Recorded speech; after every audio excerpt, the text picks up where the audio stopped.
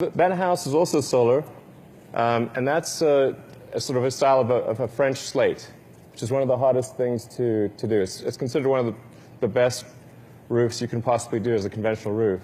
So we said, well, can we make a French slate roof that's solar that looks as good or better than a conventional French slate roof? And we're able to do that as well.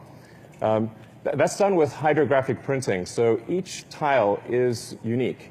So the production process itself makes each tile especially unique, a sort of special snowflake tile.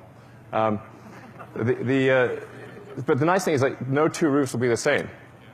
So it's not just cookie cutter. You can take any two roofs like that and they will look different because they are different. So.